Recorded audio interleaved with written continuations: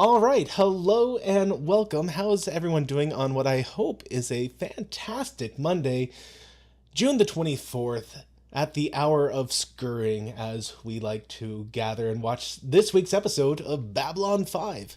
How you doing, Jeff? I'm doing great, Matthew. It's good to be here. How are you doing? I'm doing good. So Just good. it's been an interesting Monday, as I do. Uh, so I had an interview stuff. Can't wait for this. Yeah, so I had interview stuff going on. So I work for a friend of mine, and we have a headhunter guy who helps us find jobs. And they wanted to do a video interview, uh, which is always difficult for me. like, Well, you always have audio issues, so right? And so sure enough, first of all, it's the second time they wanted to do this, and the first time, um, it didn't work at all. Like I did a pre-run with the headhunter guy, and everything seemed to be working fine. And I thought things were okay, and then it came time to do the actual interview, and um, it wouldn't work. Like it was through Teams, and just nothing going on at all. Like it's like, oh, I can't open. Try logging out. I'm like, I'm not logged in. I can't log out because I'm not logged in. well, there's your So, problem. You're using a Microsoft product. well, it's what they told me to use. And so, of course, I find out like I have two different versions of Teams installed. Like I had the installer, but then there's also the Microsoft Store version. And Yeah, there's a personal edition and there's a work and school edition. yeah, so I think it was the personal edition wasn't working, but the uh School and work edition. yeah, thanks. My mind is not going to be here tonight. I'm going to warn everyone up front. Uh-oh. Uh-oh, we're in trouble. So so Amy, come on up. Save us. so I get the working school edition up and running today, and sure enough, no audio, just nothing. And we fight around Big for a while, surprise. and I finally figure out like I had the wrong audio source selected because I only have like 20 of them, since I use voice meter. And I have it too. yeah, It's just I forget to unmute right here on my headset.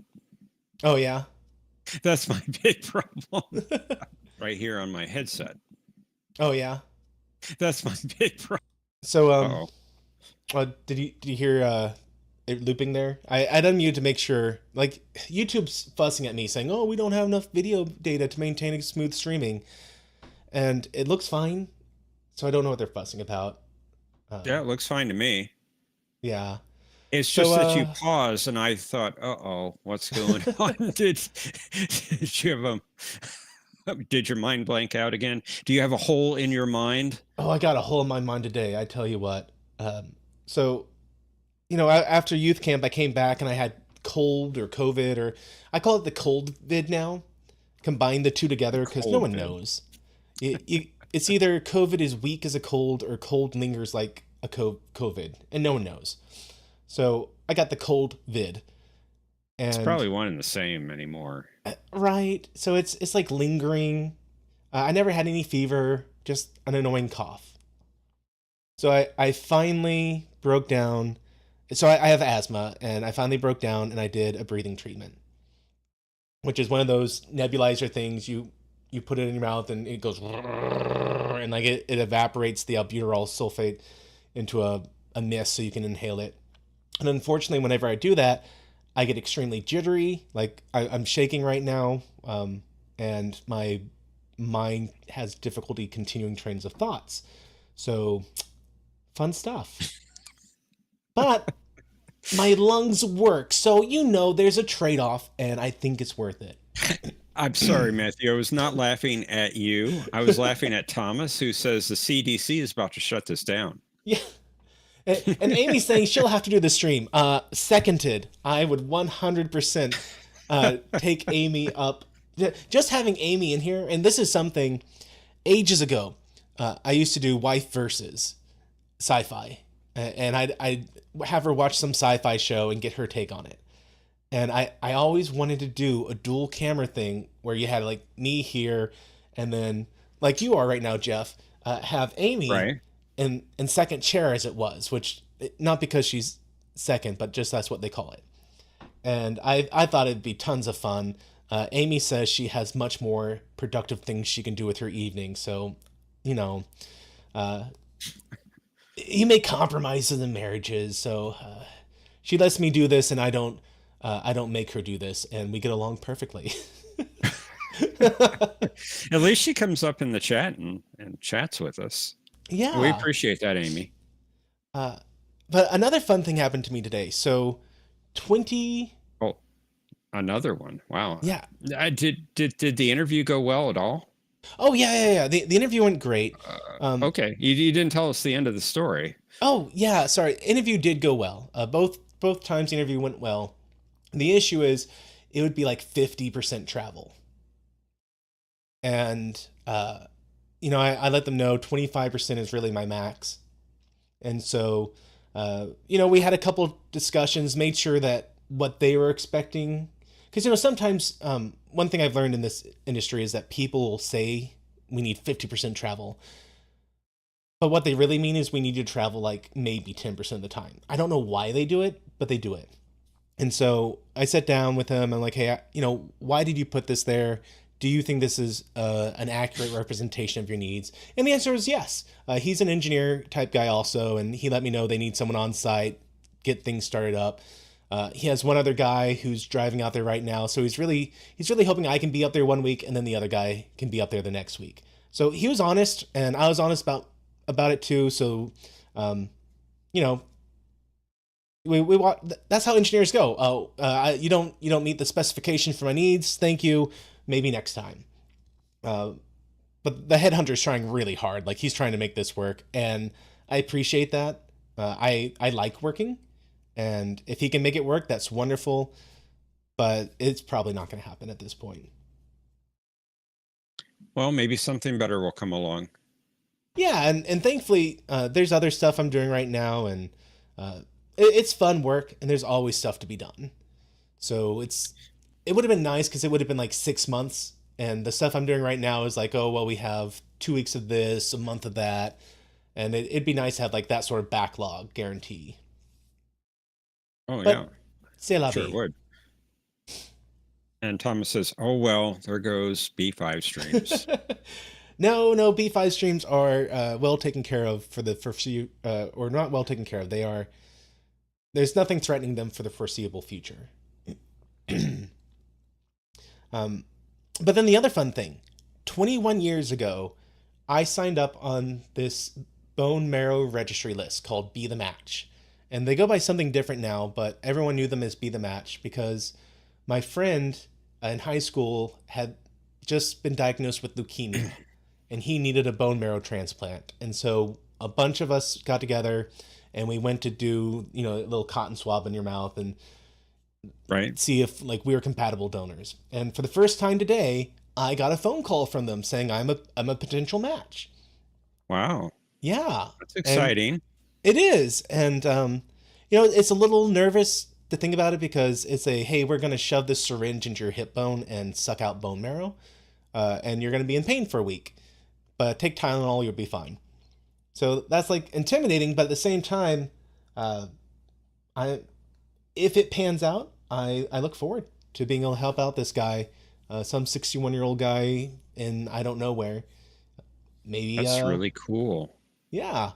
The only question is, I think I told you all this a month ago. I got diagnosed with Hashimoto's, where my body's attacking my lymph nodes or my thyroid. So I don't know if that's going to disqualify me. Like it's Funny, I don't remember you telling us that. oh okay well hey everyone. So a month ago I got diagnosed with Hashimoto's, which is just like I did some blood work after my brother died to see if all my heart was working well, and everything beautiful numbers except my Remember that? thyroid numbers were out of whack by a severe amount. So he had me come back and do it a second time, and we confirmed that yes, this is too high.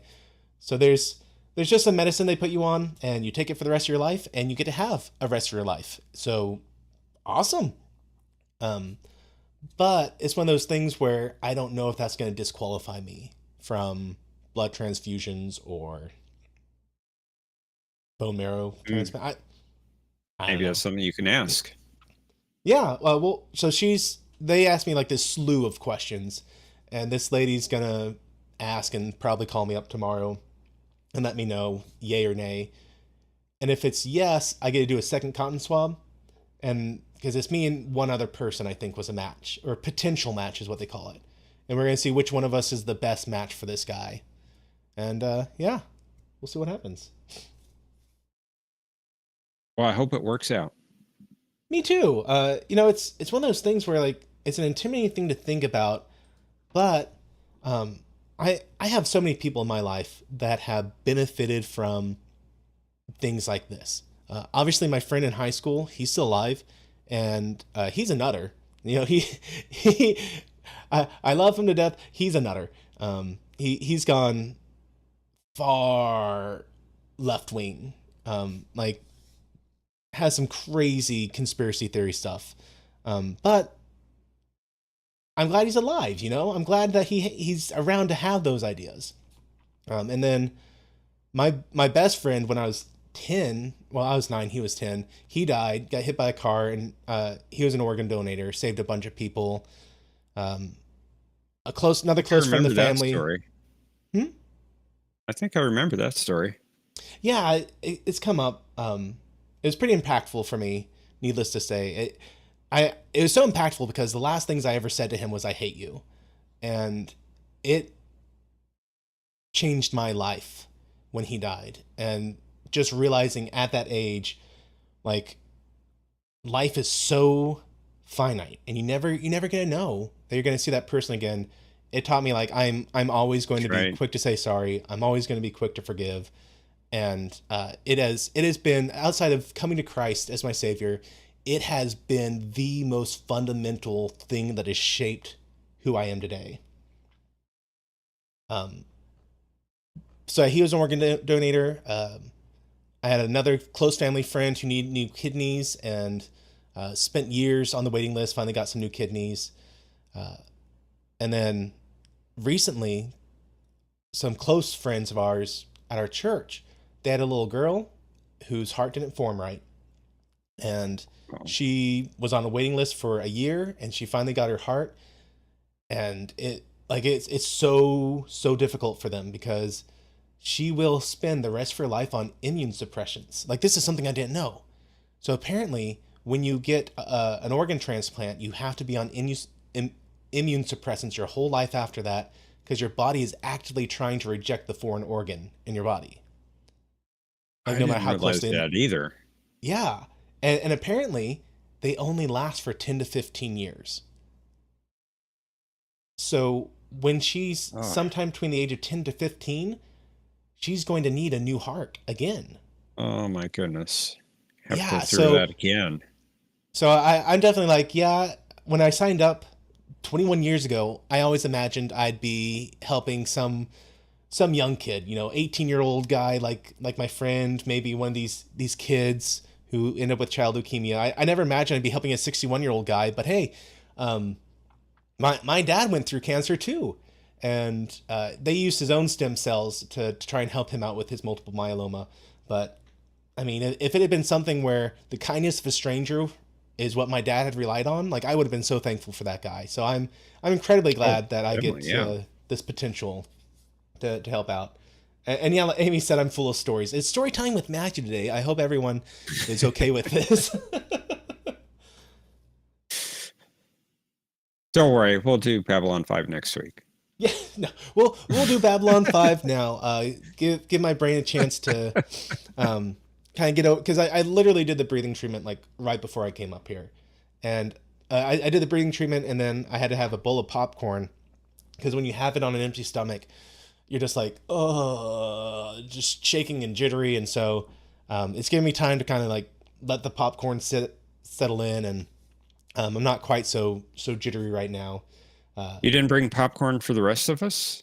I didn't, and I used to. Remember when I did the streams with Michael? I'd spend the whole time. Yes. Yeah, you But would. no, today it was is just I downed it like as quick as I could, get something on my stomach. So I hopefully wouldn't be too Just took him a long time, maybe a uh year or two. yeah, just in time to quit, unfortunately. Oh, And and Thomas yeah, won't let you forget that either. He won't let you forget that. and yeah, I saw OBS lost connection for a minute there. Everyone, it's back on. So hopefully that's the last mishap. But if not, it fits the day. It fits where I'm at right now. So let's jump in here, and hopefully we won't have any more problems. Uh, if you're new here, you joined on a crazy night and of story time with Matthew night. But we're gonna do a live watch of Babylon 5. We're doing this one episode a week, and this is our 15th episode and our like 19th week. So I mean that says a lot about how this goes. Uh, Actually, it's the 16th because we have I had the really pilot. only missed one? No. It's the 16th episode if you count the pilot. Oh, okay. Uh, so 16th episode, 19th-ish week, I think, maybe 20th. But the Something point like is, that. most Mondays we are here reviewing an episode, and this week is season 1, episode 15, Grail. Uh, at the end of each week, I make a prediction about the next episode, and this time round, I made the supposition that the Grail is going to be some object created by one of these higher beings that we've seen. And I've never seen this series before in my life. I watch each episode fresh for the very first time with y'all live. And I have in my own head created kind of a tier chart for the aliens. And we'll see how wrong I am about this as time progresses. But you have at the very bottom tier, you have like the League of Unaffiliated Nations.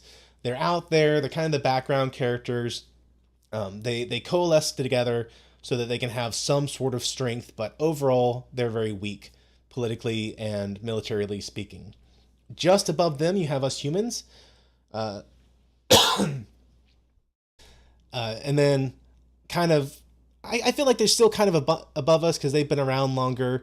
You have people like Jakar's people and The Narn and Londo's people. The Centauri. The Centauri. I tell you, there is my head. I'm Sam Beckett tonight. I got Swiss cheese people for a brain. It's And pretty then typical for you, though, isn't it? it's bigger holes than usual. And then You yes, have a bigger hole in your mind. Yeah. There's Dolores's people, which are the Nambari. That name I actually Hey, got one. You it was got in one. there. And then you have cautious people. The Gorn. I knew it was wrong even when it came out of my mouth. The Vorgons. Vorlons. Vorlons. Oh goodness! Now I'm gonna have to call them Vorgons. Oh dear. They need everything signed in triplicate. Oh, I hope I got some Hitchhiker fans in the chat tonight. Omnis Vorgons? Yeah, the Vorgons. No, not the Gorn, not the Vorgons, the Vorlons. And then the Vorlons, they appear to actually be a half step above everyone else. And the Imbari kind of seem to be at the top of what I'd call the middle tier where we exist. And then above them, somewhere between the Shadow Knight people that we've seen so far, you have the Vorlons. So my prediction for this week is that there is some artifact made by these light and shadow, or maybe some third power that we haven't seen yet, that is so advanced it appears supernatural. And of course, this falls back against the old adage, any sufficiently advanced piece of technology is indistinguishable from magic. And so I think that some group has found this object and they have deified it and started to treat it like a holy grail. So that's what I predict for this week's episode. Uh, and hey, Trevlon, yes, Vorlon poetry is better than Vogon poetry. Anything is better than Vogon poetry. So that's my spiel. Come join us in the screening room. This is just a way that we can all sync up our watch times together. It is only active right now during this stream because I'm not here to let you pirate this. In fact, quite the opposite. I love this series so far, and I highly recommend you go out and buy it. Obviously, my top choice is for you to go to some place like Amazon or equivalent and buy the Blu-rays of it. They usually have them on sale for about $75 for all 5 seasons. You can't beat physical copies. If for some reason, excellent, if for some reason you love the idea of losing the rights to something you bought at some point, you can buy this digitally off Amazon or Google or Apple or whoever. And if you just want to stream it, you can go to Tubi TV and you can watch this for free with commercials. So all great options. Anna Carter says, "Don't forget to look behind the door that says beware of the leopard." Yeah, extra points for watching on Laserdisc, absolutely. Like anytime you bust out that 12, no, they were bigger than that. They're like, I don't think I ever held one in my hand. So I didn't get a hold in my hand, but I had a computer teacher in high school who has the original Star Wars before they started calling it New Hope, just Star Wars on Laserdisc. And once a year he'd bring it out and let us watch it on a just kind of a fluff day. So cool. With all that said, guys, Peace. Let me cue up. Thomas has fallen asleep. Yeah, we're getting started, Thomas. Patience, Thomas. Patience. I take it that just means I have such a soothing, comforting voice. He might disagree with that. Something you put on and you just drift off to sleep. I know some people do that. But as they say, I have a face for radio and a voice for news or for print. That's one of Darren Wagner's favorite sayings. But let's go ahead and get started, guys. And yes, okay, my lunch breaks only last so much. We'll get started here, Thomas. Hopefully everyone is here ready to watch, or you are queuing up your episode right now if you're watching this later. So let's give you a quick 3 count, and then we will get this going. So 3, 2, 1, hit that play button, everyone.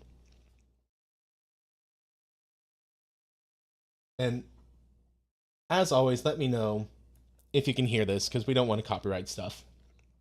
Which I actually got a copyright, not strike, but claim today. Really? On the green screen I did for one of the TOS green screen. Really? Yeah, I did 2 years ago. And they claimed it today. And not just claimed, they blocked it globally. No one can watch it anywhere in the world. And that's kind of petty. Because it's a 5-second loop. Right.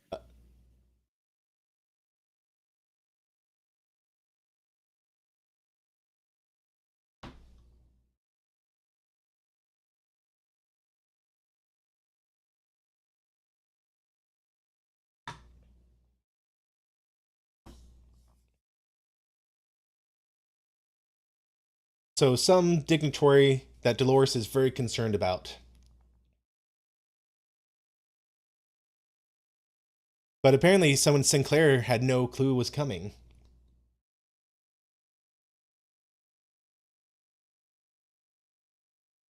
He kind of looks like Garibaldi to me. He does have a bit of a look like Garibaldi.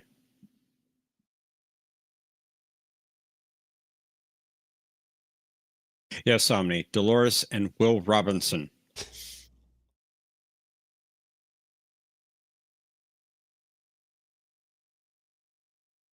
It's good to know that the Southern accent is going to last into the future.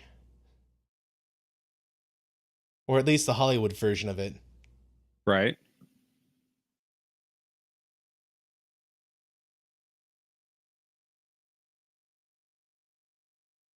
Okay, so this guy is he Tom Booker?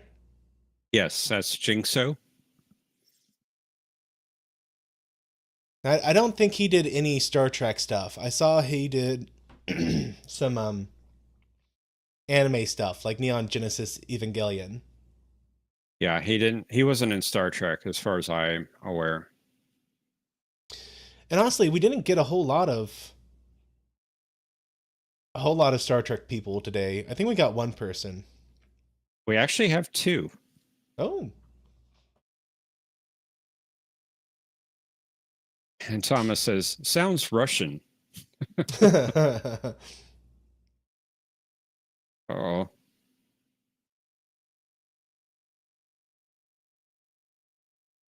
Always the tentacles.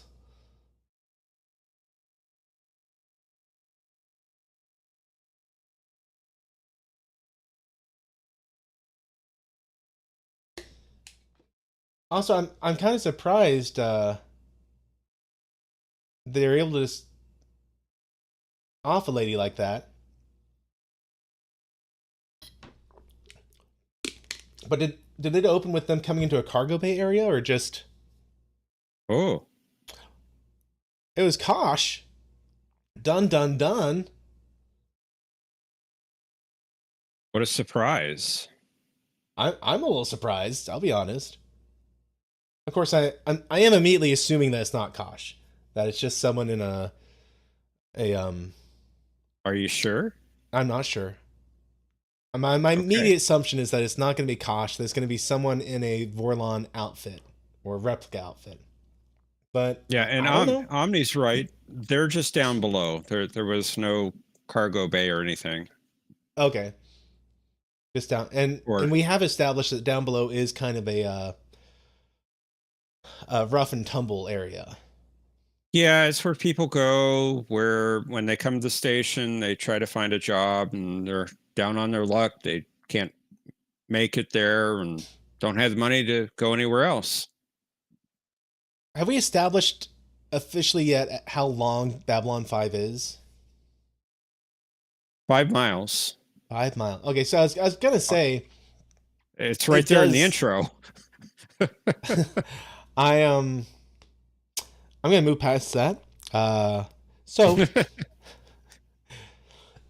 it does make sense that up toward the command center is where I would imagine is kind of the more posh areas because your officers aren't going to live 5 miles away from where they work. Probably not.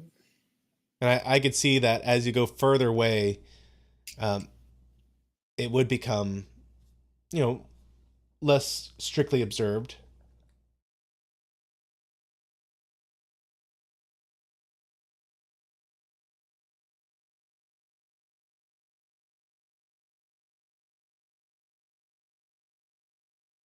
Uh, That's true, Josh. and I could also see it that as you came toward the center of Babylon 5, it would be equally less desirable.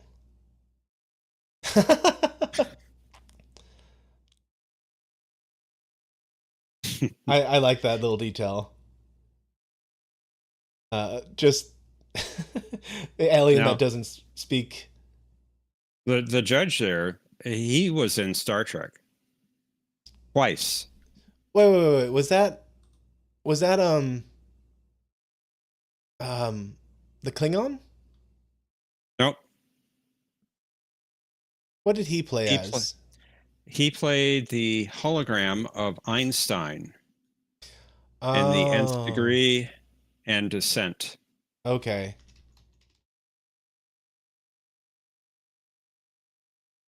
Now, do you know that person? Yes. This this is Five Lights Yes. and change the David Warner. command. He also played Gorkon in Star Trek 6 and Talbot in Star Trek 5.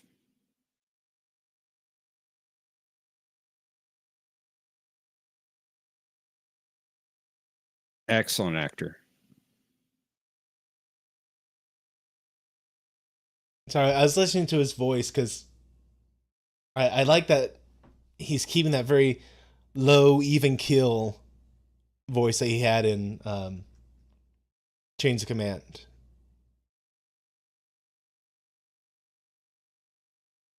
So he's seeking the Holy Grail.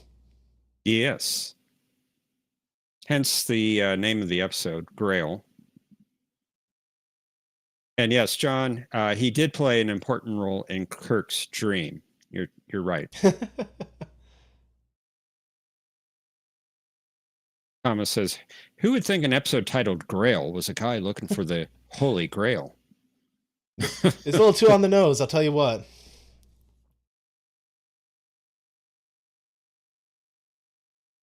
But we really did need Sean Connery in here then.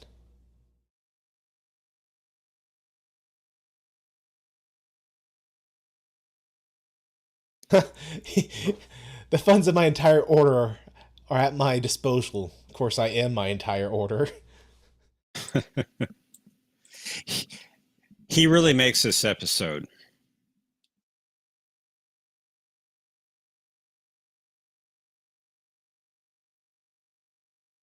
Which strikes an interesting contrast going on. Yeah, Mr. Garibaldi would be delighted. You can see the delight on his face. So he is someone who ranks as so important that the Nambari want to come and meet him personally, and at the same time, he is someone who's being presented as a little bit wacky because he's an order of one. And what he's looking for as well. Yeah. But even Dolores is like, he's a holy man, a truth seeker.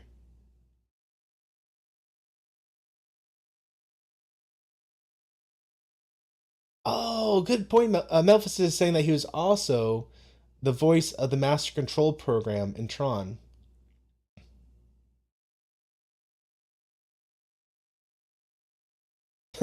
Yeah, Josh, I'm trying to bankrupt the show having Sean Connery as a guest star. He probably would bankrupt them. But no, a friend and I just today were talking about how uh, new TV shows are 8 episodes long and yet cost millions of dollars. Oh, I know. It's Whereas ridiculous. whereas these shows are like 25 episodes long and maybe cost a million an episode, and that would have been like a really high production show. Everyone would have been like, a million an episode, that's ridiculous. Yep.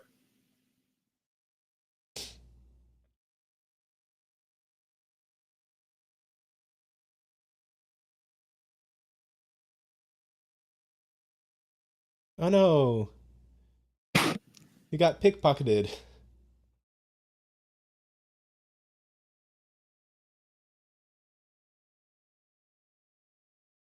So she's not dead per se, Nope. but her brain has been wiped.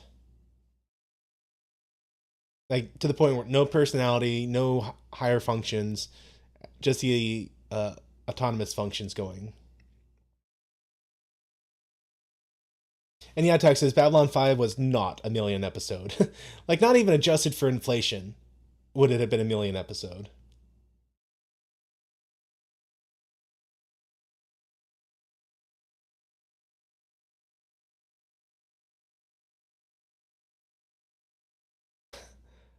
I like that issue that people come out here looking for a new start and a new life, and when they can't find it, they're too broke to be able to get back, and so they just get lost in the shuffle of things. Yep. Down below.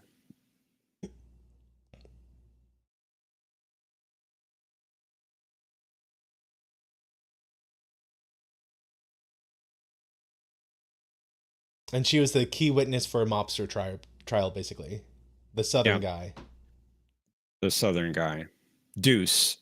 Deuce.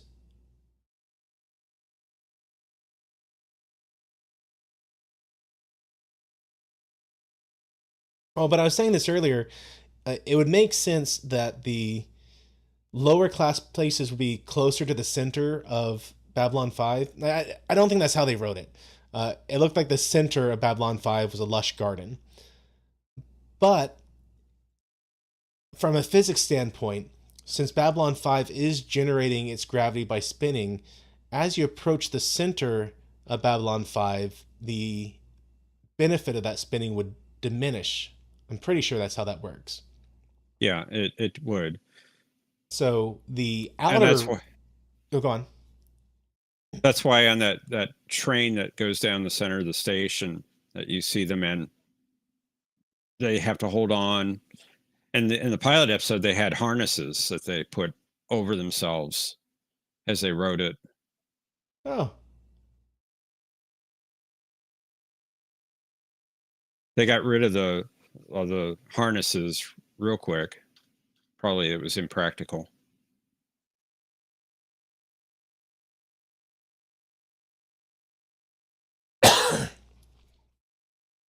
so it's interesting how the guy is, he's fighting really hard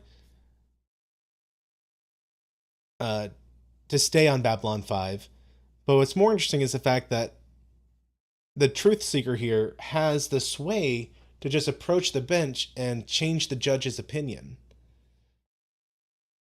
Yeah, I thought that was interesting. I found it a little unbelievable, actually, that he could just sway the judge's opinion like that. I mean, And there's Deuce. yeah. So it's interesting because I feel like they're laying down that the truth seeker is someone extremely influential. It would seem so.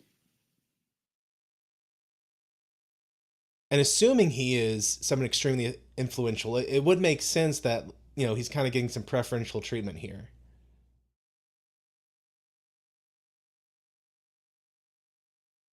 Kind of like a Shepard in Firefly. Ha! Yeah. The judge messed up. He hit the gavel with the side of the hammer. He didn't get it right on the top. Wow, I did notice that.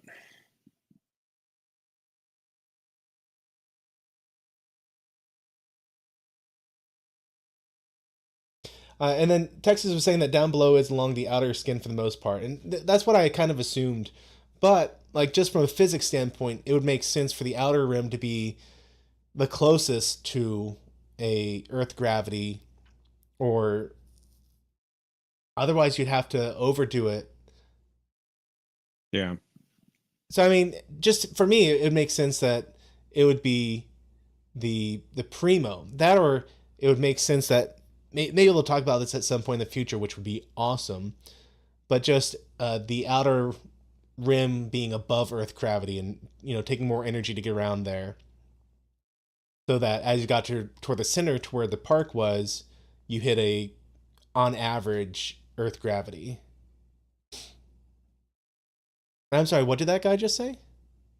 So he said he is the Babylon curse.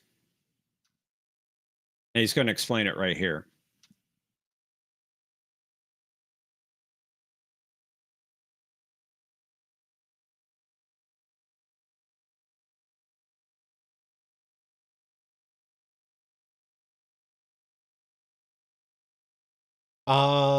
This is why he's so desperate to stay here.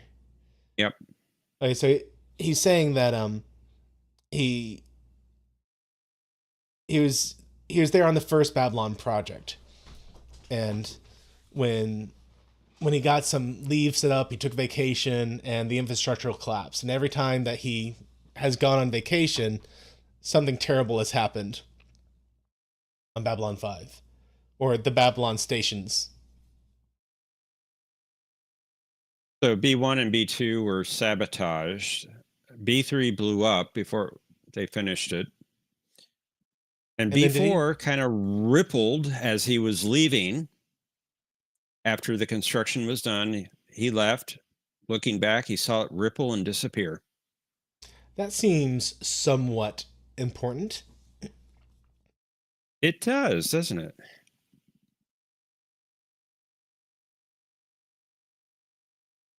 Yeah, Omni. Hmm. Things that make you go, hmm. 'Cause that's not just a warp gate. Because a warp gate, you get that wonderful orange effect when you're leaving.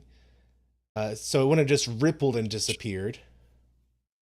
The And if it jump was gates. just cloaked, I mean, you'd think someone would run into it.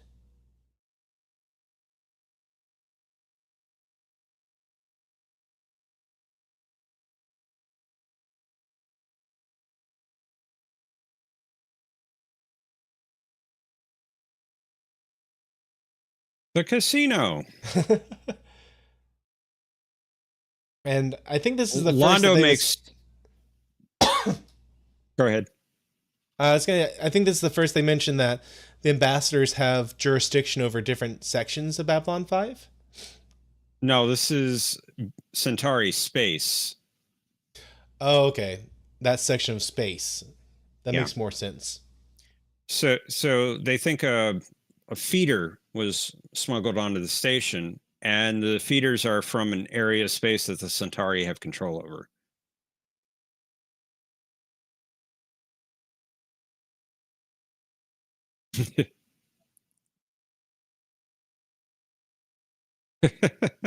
Taking somebody else's drink.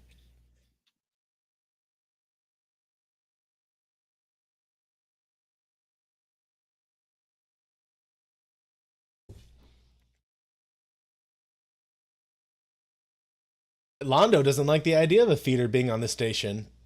No, they lost the Centauri colony to it. He's gonna go hide under his bed, basically. And he forgot his credit chip. Yes, LDG, that scene is funny.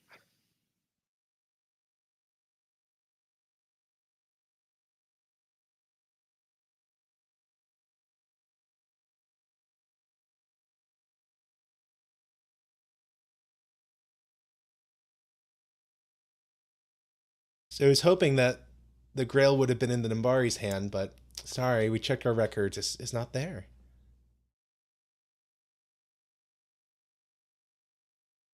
And she claims they'll bring it to her.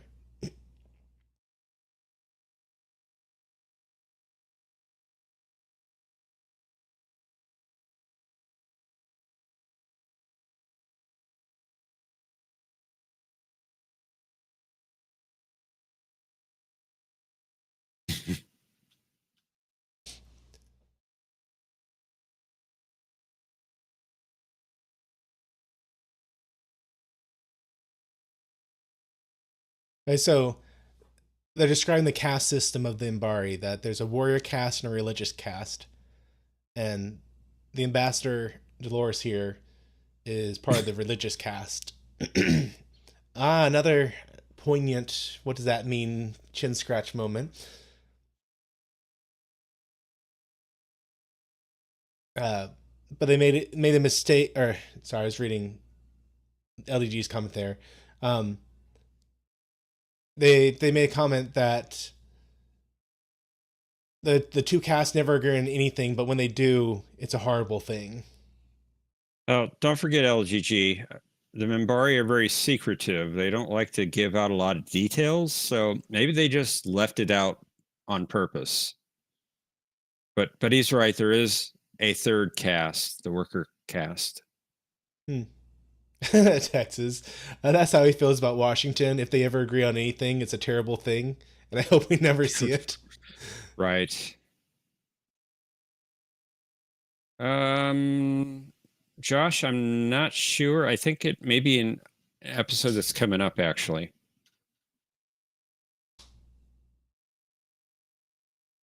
But then we saw the Vorlon claiming that it was hungry and needs food.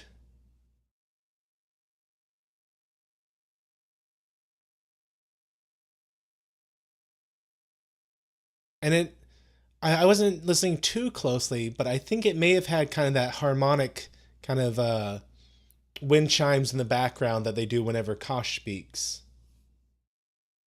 I I didn't catch that.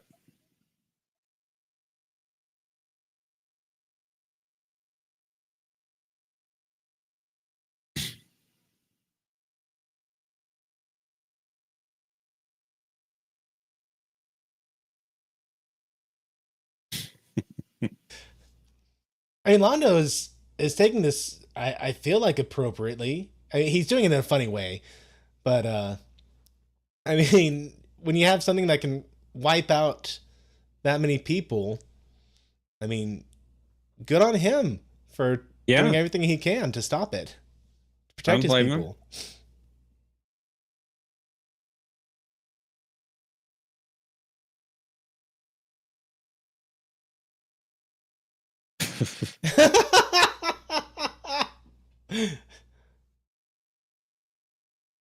What's his name again? Veer. Veer. Veer Kato. So Londo was all ready to, make some money out of this exchange of information. And Veer steps in. Oh no, it's no trouble at all. I already took care of everything. Here you go.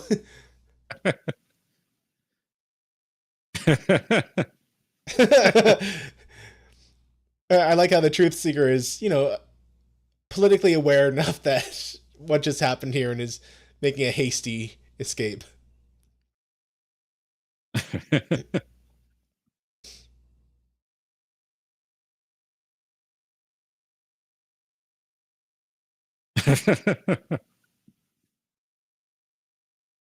Have we seen Veer since the Don't Sell the Planet episode? Yes. Yes. His, was it nephew came on the station? Yeah, The young couple? the Born to the Purple episode, I think. No, no, this was later. It was a star-crossed lovers sort of episode. Yeah, that was a little bit later than Born of the Purple. Okay. That's the one where Delen's friend came on the station and she got attacked.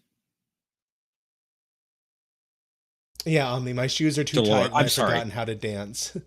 I'm sorry, Dolores. Dolores's friend Oh, came on the station. there we go. I was wondering who you were talking about. Yeah, my bad.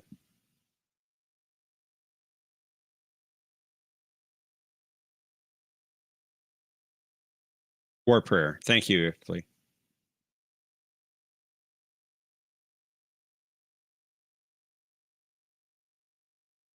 He is such a good actor.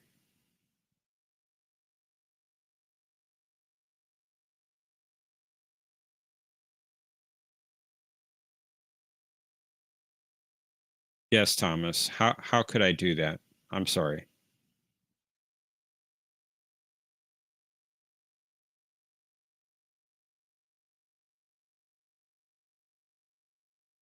So,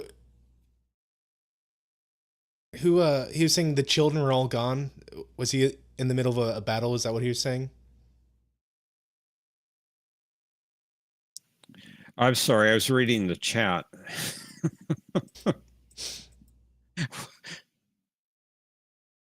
Josh asked, Professor wasn't he in Believers? Who?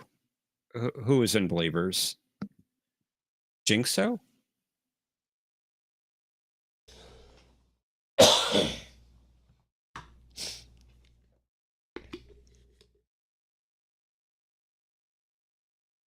So the truth seeker was saying that some alien, the last of his kind, the doctor maybe, gave him that staff.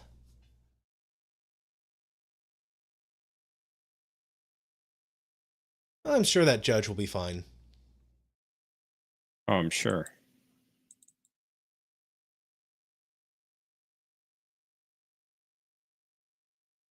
So he was an accountant with a wife and two children, and there was a accident on Mars. It claimed the life of all of his family, and he was consumed by grief until a dying man who himself had been seeking the Grail came along, and that's how he got on to the quest. He took on the task of finding it. Yeah, how many Kardashians are well trained?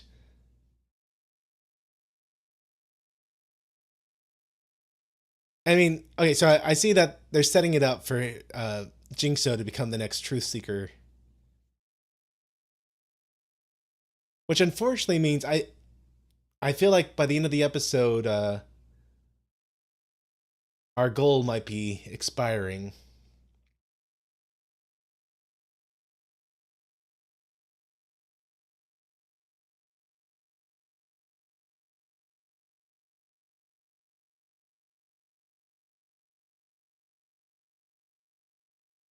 Oh, his real name is Thomas. It is.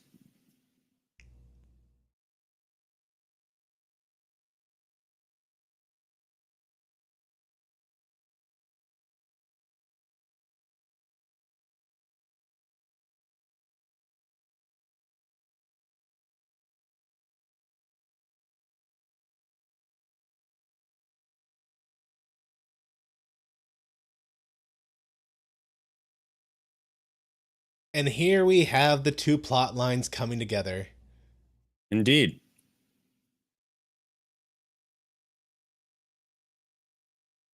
Where Jigsaw Thomas was freaking out. He's gonna eat your mind. Yeah, Kosh is like, what? It takes a lot to confuse Kosh.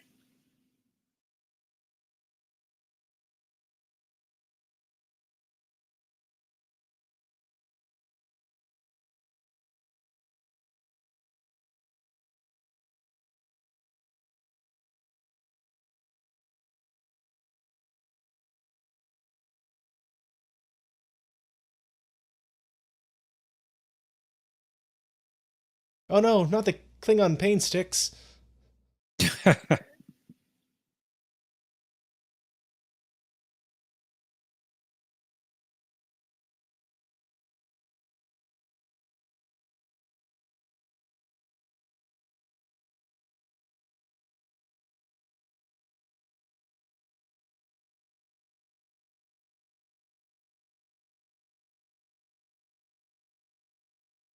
Who knew Vorlons had such an appetite for brain matter? We know so little about him.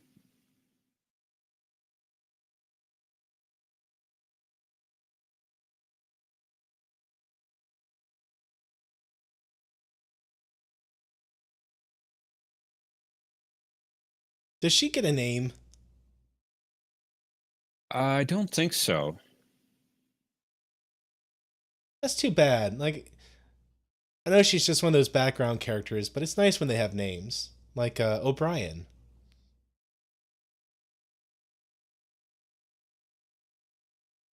She is listed as Tech 1.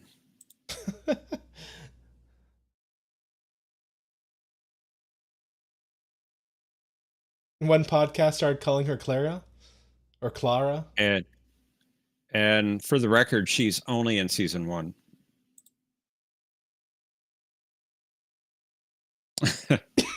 Yes. Hashtag pivotal, Omni.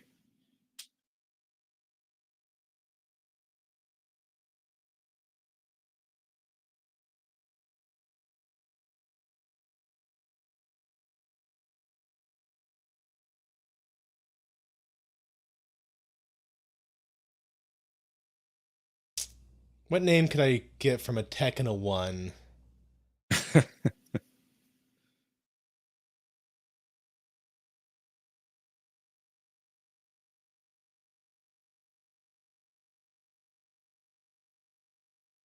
So that judge, I I think he's Jim Norton. Yes. He has a familiar face, but I don't think he's played in anything.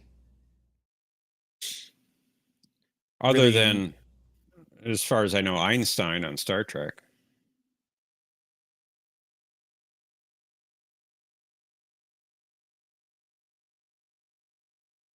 Hmm.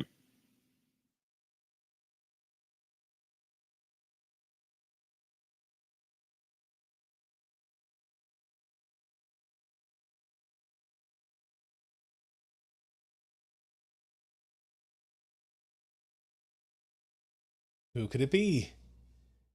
It's Aldous is very persuasive. MD? Sounds like a 90s rock band, Deuce and the Feeder. Now, this is B5's first full CGI alien.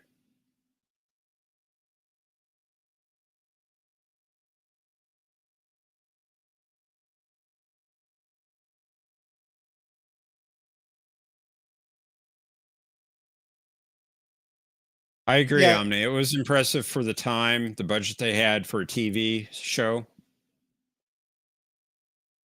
I feel like it holds up well enough as it is. Yeah, it's good for the time. And it's not bad for today. I was gonna say it doesn't look any worse than some of the stuff I saw on episode 1 of Star Wars, but that's around the same time, isn't it? Uh, Phantom Menace came out in '99. Oh yeah, This five was year nine. difference. Yeah, this is '94.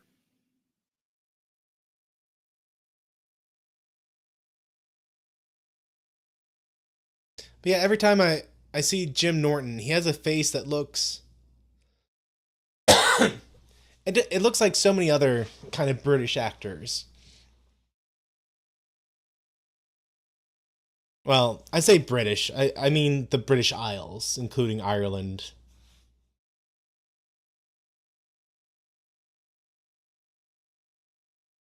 DS9 stole the cargo containers, Thomas.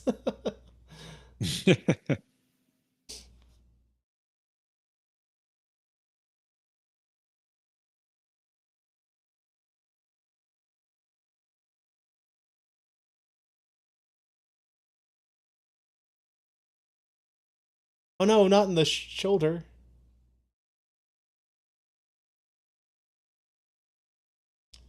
Josh is saying the PlayStation was just coming out when this was on the air. It was a good system. Was I mean, especially once they really learned how to make the most of it. The PlayStation 1, it did some nice graphics. I mean, those first PS1 games were rough. But so were the first Nintendo games. Like every system as the programmers got better at making use of the tricks, they did a good yeah, job. yeah.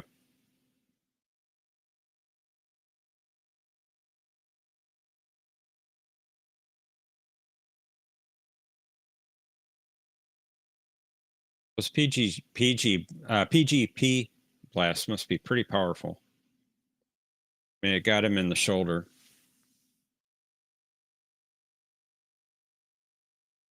I mean, and kind of like the Klingon disruptor, you hit anywhere on the body and the cells come apart. Right. I guess this episode was where they got the idea for the Klingon disruptors and the pain sticks. It's a little timey-wimey business involved, I think. Is it? I wonder when I guess TNG was truly over by this point. It Well, was it 89 was to almost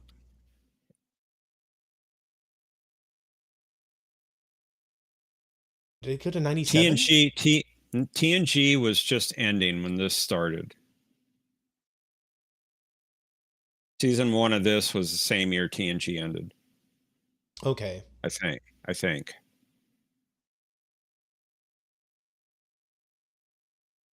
He's a good actor though. This Oh, definitely. I'm saying 94. Okay. See, I was asking because I know it was one of the later seasons where Worf undergoes the Klingon pain stick ceremony. That was actually season 2. No way. Way. Wow, I'm shocked. I thought it was so much later.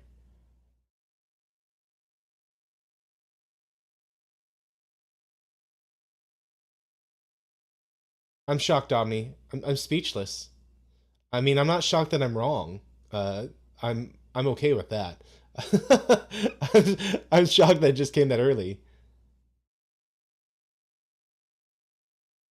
Okay, so and speaking of things I'm wrong about, there aren't chimes when uh, Tosh speaks. I don't know a better way to describe that effect they do with his voice. So the kind of the rising tone and then the reflection tone coming back. Well, Vorlon is very hard to describe anyway.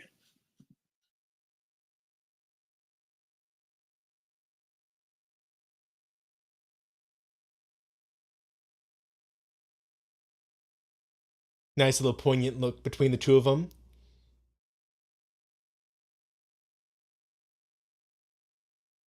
He's saying, "Oh man, it's got to be tough to be searching for something your whole life." And Delin or Dolores asks, like, "Oh, are you talking about yourself?" Just a Oh, little knowing thing there going between the two of them. Like, I feel like she suspects and he knows she suspects.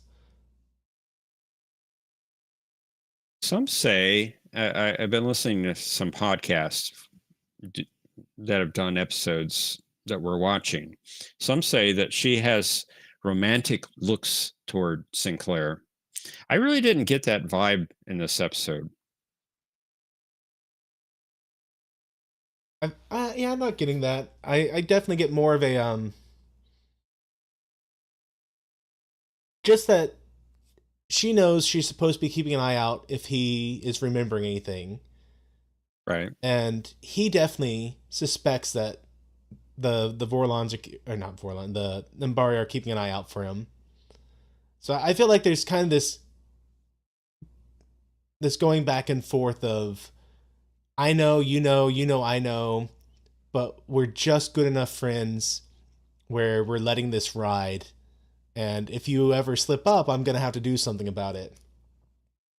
Hmm.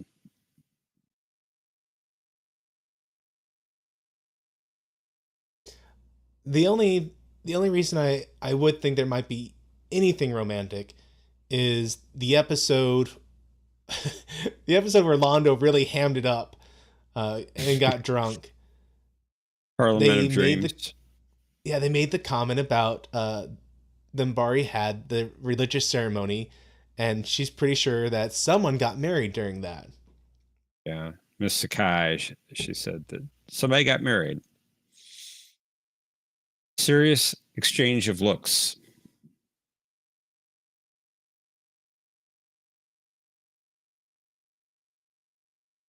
It's no longer Jinxo, it's Thomas. That could have been an interesting. Uh...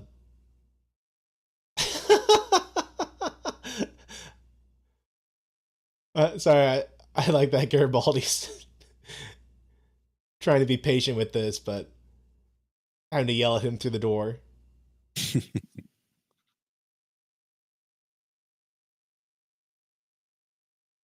I was gonna say it kind of would have been more poignant if that was the very first moment you heard his name at all.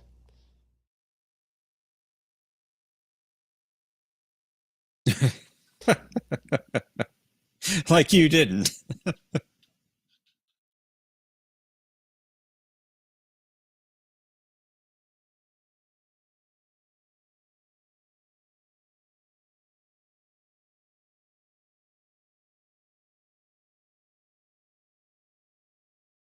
I like how Garibaldi's winding them up right now. Yes. Thomas has left the station.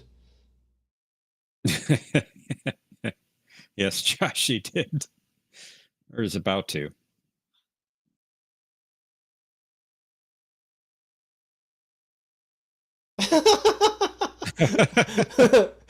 Londo leaving beer outside.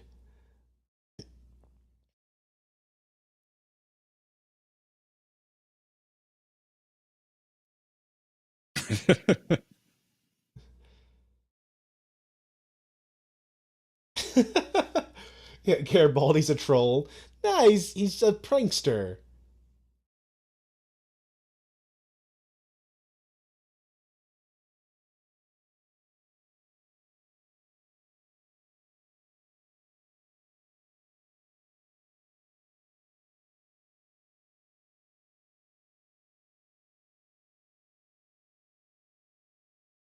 Best line of the show is coming up.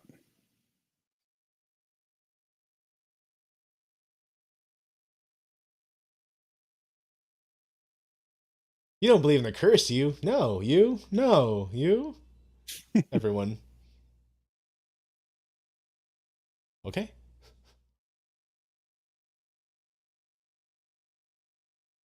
There's always boom tomorrow. Somebody's got to have some perspective around here.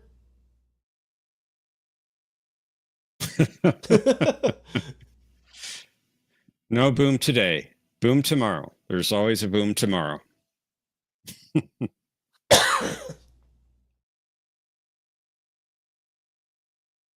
Well, that was another fun episode. It was a fun episode. I liked it. Professor should tell Matthew when the boom tomorrow is. Someday. There's always a chance for tomorrow. Oh, Boom. there are going to be a lot of booms. Okay, yeah, so fun episode. Definitely laying down some hints, which I remember happened, but I don't remember what they were. I look forward to rewatching this when my brain is more coherent. Okay, the comment about Babylon 4 just rippling and disappearing, definitely laying something down there. I somewhat wonder if the Grail will come back up, which definitely was not right about my prediction on that one. It could have been, though. I could have been right. I wasn't, but I could have been. There's some rats. I remember there were like 2 or 3 comments that are made when I'm like, oh, that's a very pointed comment that is worth remembering. And it's gone. There, like I said, my brain is Swiss cheese tonight. It is just so not there. I'm disappointed. I'm not surprised, but I am disappointed. Well, Yeah, Josh. I will say this. Just he's saying I've only been half right so far, which I think that's better than I ever got on.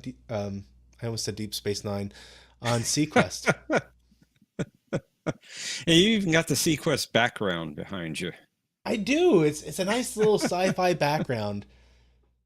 Because for the interview, I had my bookshelf background up, and then I was switching it out, and I'm like, oh, here's a fun one. I can just do Sequest, because I think if I do my pub, I'm like, well, that's not really what I want to have on an interview. No. So I fake it. I'm like, yeah, look, I'm intellectual. I have these bookshelves behind me of books, and books are a good thing. Yeah, it's a nice little thing. But I don't know. I like this one. John says you should use your Sequest background for future interviews. Yeah, you just need to. It might not be a bad idea. To trust this guy behind me. He's a smart guy. If I can get enough out of the way, there we go. Just watching as I do the whole thing over my shoulder. Texas, I think it is first season.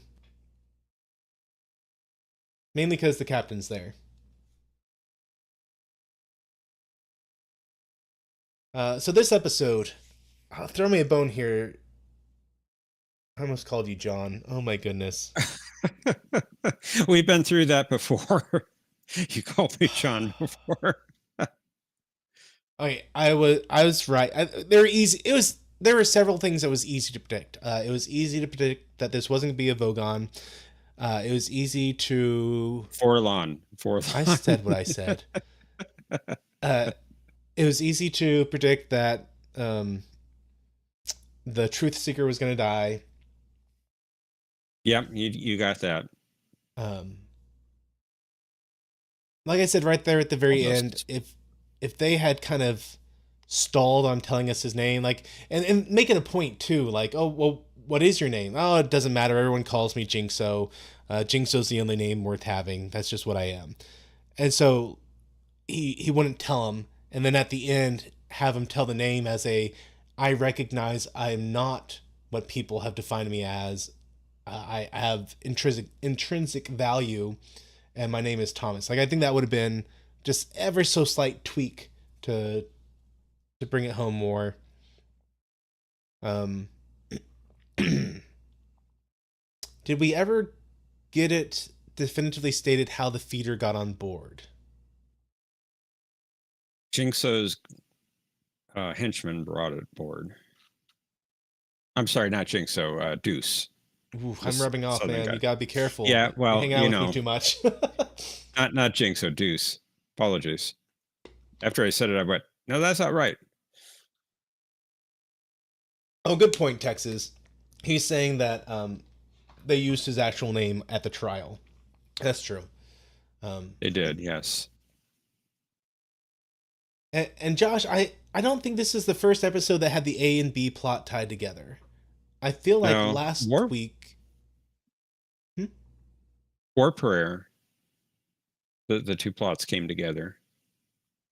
I feel like most weeks they come together, and that TKO was kind of the odd man out, and that they really were so disjointed from each other. Yeah, they were. It was like two separate episodes smushed together. But this one, they did a really good job bringing the two together, I thought. Yeah. Omni, take it easy on TKO. We've already said everything about TKO. Don't worry. We did that last week. But I will say this. This was definitely one of the episodes that had such a strong A and B plot separation that came together there at the end. Yeah, it did. Several of the other A and B plots I feel like have existed. Like the B plot's there and things are happening. But maybe it's a little more directly correlated. I'm trying to think of a good example, which, good luck tonight for me doing that. But say like War Prayer. But we were talking about this one earlier, where you had the B plot of the cousin and his cousin. Yes. Yeah, the cousin and the girl he wanted to marry, or right. cousin the boy, whatever that relationship went. You had that B plot going on, but it was so directly tied in with the rest of what was going on in that episode, with Londo trying to do things that it. I mean, it's not that they. I guess it's not that they came together. It's that they never really separated. You just kind of touch base with them throughout the show, and each time it was driving the A plot kind of further along. I know. I'll have to go on. Signs and Portents. It had like 4 or 5 separate plots going on that were really mixed together well.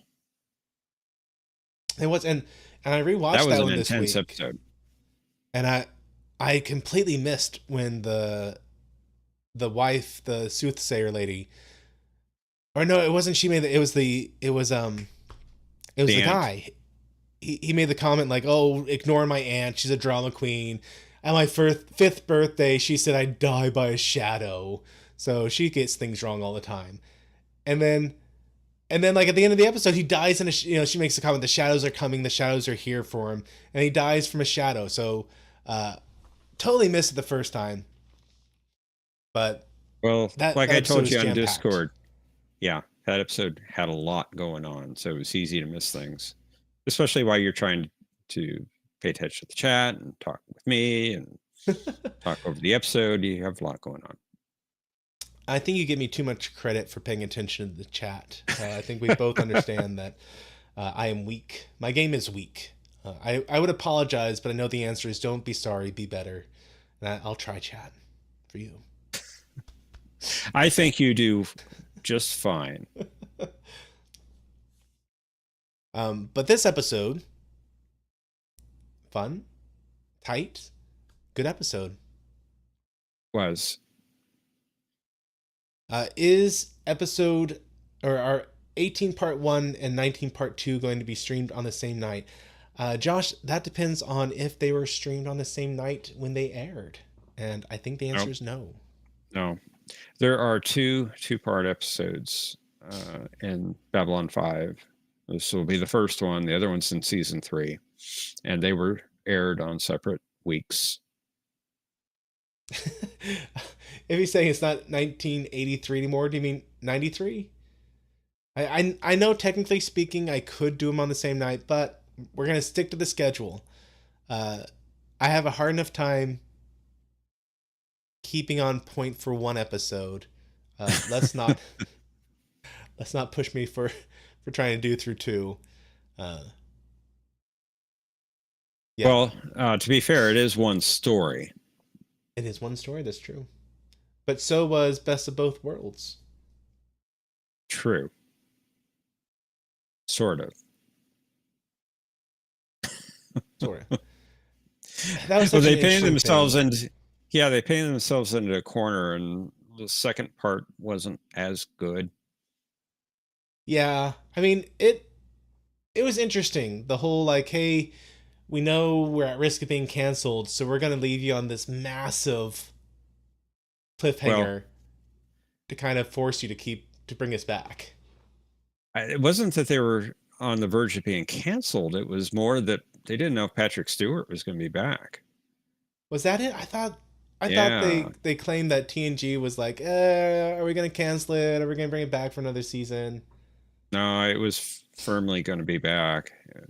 Huh. Patrick Stewart wasn't quite happy with the show, so they didn't know if he was going to be back. And that's why they had him as Locutus. And, you thought, well, Riker says fire at the end of the episode. And, oh no, is Picard going to get killed? They didn't I'm know at very that point. I'm very glad that he came back. Oh, yeah, Honestly, I his think we best all are. episodes came after that. Was that the was that 3 into 4 when that happened? Yeah.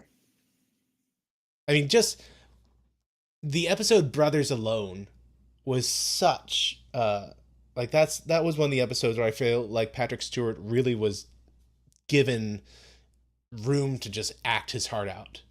Family. Yeah, yeah, family. No, Yeah. not brothers, family. And then Best of Both the Worlds Part 3, yeah, essentially. and the aptly named episode Sarek. Hands Which was down. actually the end of season 3. Oh wow. They let Picard really act in season 3. Maybe that maybe they were throwing him a couple bones like, hey, we'll give you more opportunities here. Please don't leave us. Well, season 3 is when the show turned around. It did. And They started focusing on the characters rather than plot. I think Sarek may be my actual favorite TNG episode. And it's just for that final scene you get. I mean, Sarek's struggling the whole time throughout the episode was an amazing enough performance.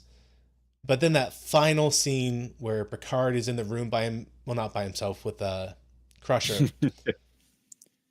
Yeah, I know. I mean, more than Code of Honor. That's just season That's one so favorite. shocking. That's so shocking. Yeah, that's just favorite season one. This is favorite TNG, and that scene where he is raving and crying, and you see him go through everything, in his acting abilities. It's amazing, absolutely amazing.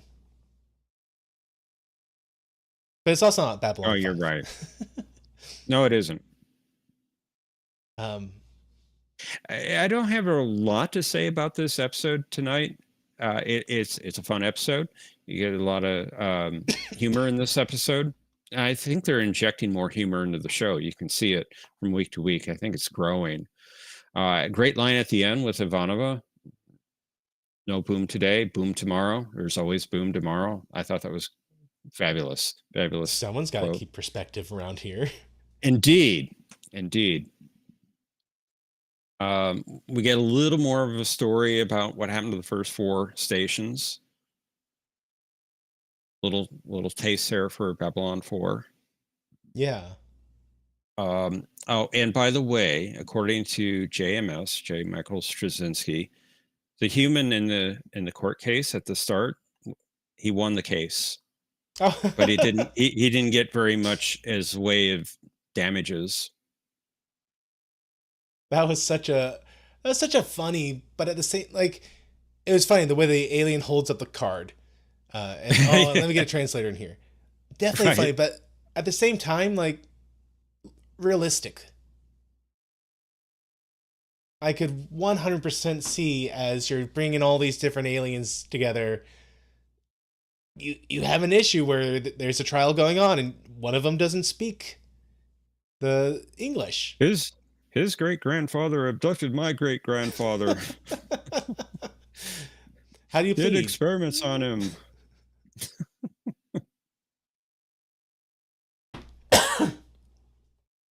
That was a fun Josh scene.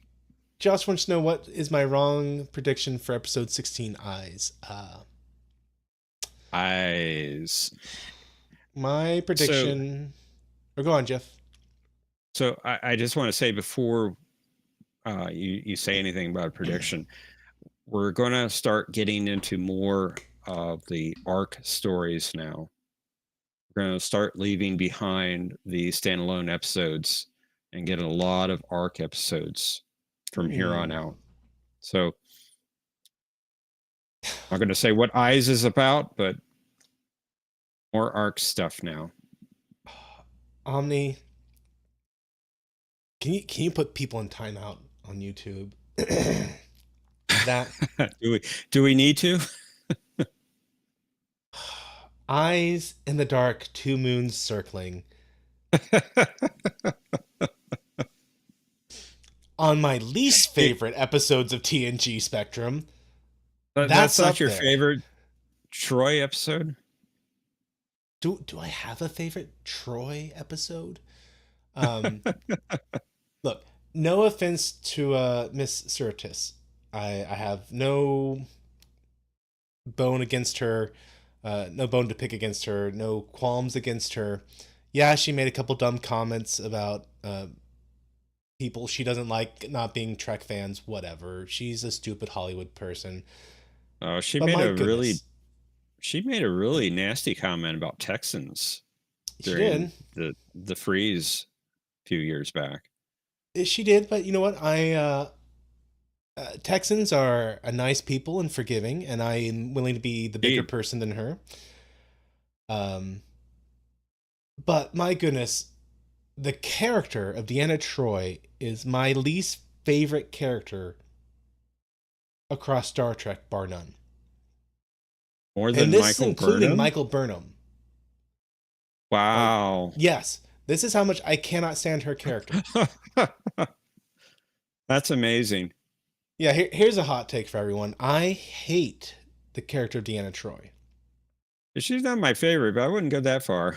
Uh, every time she was brought on, it was the character from Galaxy Quest, Sigourney Weaver plays, Yes. and she makes a joke. I had one job on this ship, and it was just to repeat whatever the ship said. That was Deanna Troy. She was brought on to tell us what we already knew.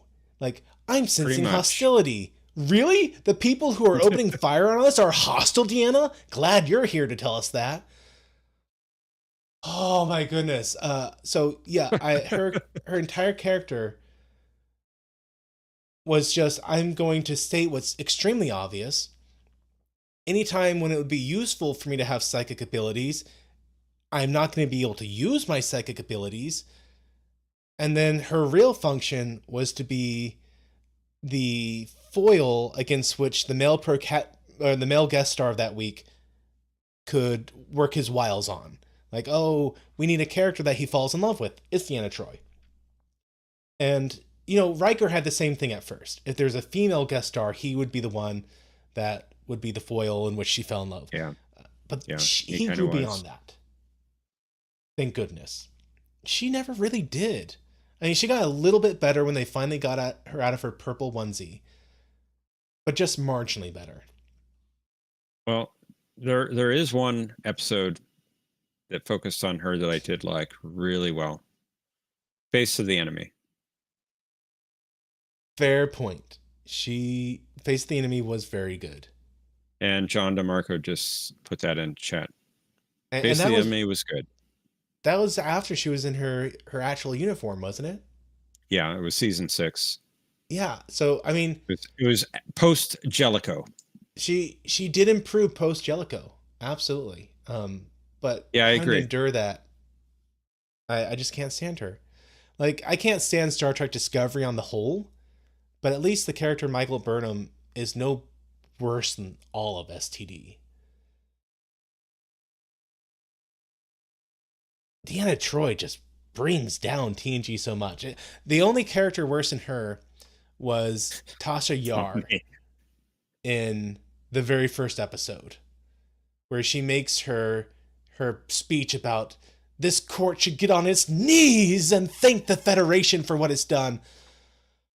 I mean, you can just see Roddenberry patting his back throughout that entire Oh yeah, monologue. But that at was least that all was just one Roddenberry. scene. Yeah, exactly. Wizards don't wear pants. Welcome to the stream. We are not talking about Babylon 5 for some reason. I have gotten distracted thoroughly. Uh, but yeah, when her mom was there, the episode with the fish people who hibernated was like, oh, what are they doing here? They're assassins. And then there's like, you know, that's the resolution. Whenever you actually needed her to be somehow useful, she wasn't.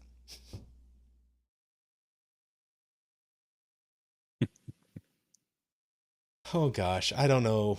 I don't know why you guys put up with my rabbit trails. It's so entertaining. One more thing about this episode. I don't know if you caught the name of the ship that Thomas left on. I didn't. Was it the Grail? No. Okay. The Mary Celeste. I know that name. Now, why they would call any ship that, I don't know. Wasn't that the sister ship of the Titanic? No, this was a sailing ship in the 1800s, and it was found adrift in 1872 with all the crew gone. Okay. Yeah, I knew the name, but yeah, I didn't know its importance. And there was like half consumed beverages and that sort of thing on the ship. It was just like they were just all taken. Interesting. Or they jumped overboard or something. I do wonder if we'll ever revisit plot points. And you know, this was something in TNG, you know, Star Trek in the whole, but especially TNG since it ran for 7 seasons, where there'd be some plot point that happens, and you're like, oh, I wonder if they'll bring that back up, like Riker's son, the alien that created the holodeck on the fly, sort of. Yeah, because about eyes that Matthew hates Deanna Troi. I think that's where we went to. But no, so you wonder like, oh, I wonder if they'll ever bring up the fact that Riker has this adopted alien son, and they never do. Nope. So I do wonder if like, hey, maybe some point we'll come back to something that happened in this episode. Time will tell. It always does. It does. There'll be a boom, maybe. A distinct possibility. So, before I get sidetracked by the wasted plot in TNG, which, yes, I will talk about that. Eyes. Let's say this is going to be about a creature that's collecting eyes from the people it attacks. Just pops them right out. It'll be a big boom episode. Or maybe it'll be more along the lines of just talking about how you're always being observed by someone. It's not necessarily about, like with diplomacy, it's not always about the things you say, it's about the things you don't say. It's about the things you don't do. You know, the way that Londo has been, a couple times we've seen that he's been unwilling to take a stance on something because there's no benefit to him. So where Jakar makes it real obvious, like, well, um, you have to do this for me to do that. Like it's a definite quid pro quo situation.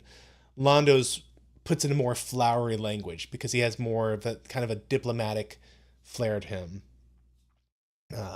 Sometimes he does. Well, yeah, sometimes. Sometimes he's uh kissing an idol's bottom and passing out drunk. But when excuse me, like when it comes to stuff, he's better at putting the flowery diplomatic language on things. Uh, and like I said, like there's a couple episodes where, um, oh, what was it? Maybe it was Believers. That's the one where the kid needed a surgery. Yes. And they came the to Londo. Parents didn't want the surgery. Yeah, and they came to Londo and they asked him for something, and he made a very flowery response about why it wouldn't be appropriate to help him. But the answer was still no. Whereas Jakar was just like, "Hey, if you're not going to be able to do anything for me, I'm not doing anything for you." Right. Yeah, I will not be doing that they're saying that I should have to do a punishment when I am wrong in my predictions. And it has been suggested I shave my eyebrows. That's no, won't be doing that. So I'm still a little confused, a little fuzzy on what your prediction is. Oh, that's because I'm a You little keep confused and fuzzy. you're kind of wandering again. Yeah. So I was saying either it's literally going to be some plot point where some guy's collecting eyeballs, or it's going to be more of a how you're being watched, the things you do. There's always eyes upon you. Okay. Yeah. Now, conspiracy. Now the eyeball thing. Yeah. That sounds like a Doctor Who episode. Is it? Yeah. It was actually Jodie Whittaker's first story. Oh, that would be a reason why I blocked that out.